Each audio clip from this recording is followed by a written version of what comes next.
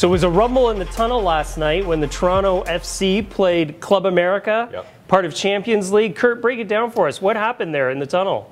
Well, it all kicked off inside the BMO Field tunnel when Jonathan Osorio, the TFC midfielder, says an opposing coach from Club America was kind of hunting down Sebastian Giovinco in the tunnel, accusing him of embellishment, of diving before a penalty kick.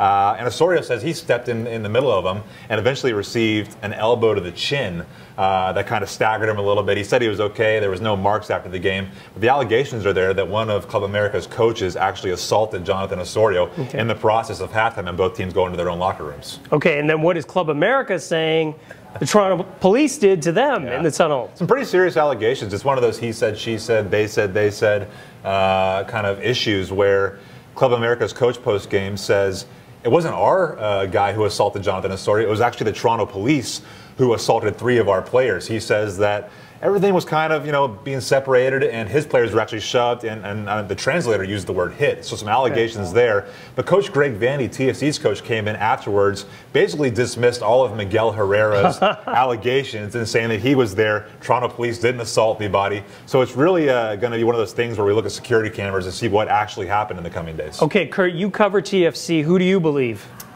Well, considering Herrera's past, this is the same coach who used to coach Mexico and actually got fired for allegedly assaulting a reporter a few years ago.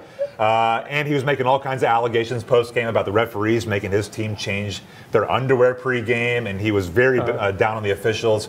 And it just seemed like Vanny and Osorio were really credible, and I think I'm going to go with their story. But Toronto police have said they're going to issue a statement if they can. We'll see what happens. There's going to be security footage, especially after this happened once before.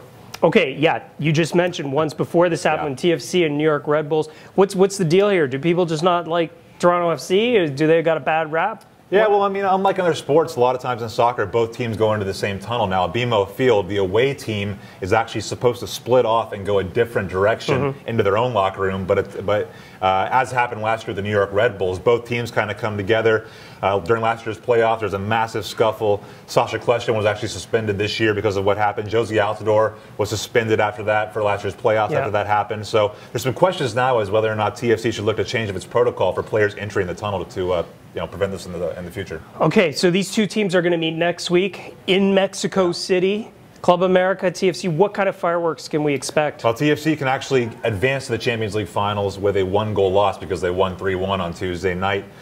It's always hairy whenever MLS teams go down to Mexico because the Mexicans, they think they're superior, they think their league's better, they think they have better players. So you can imagine when Americans and Canadians go down there and get the better of them, things kind of get out of hand. So if TFC's winning this tie late on, it's going to be interesting to see if things descend into chaos once again. Okay, so in other words, make sure you stay in the press box, don't move, and I don't know, wear a balaclava when you leave the stadium.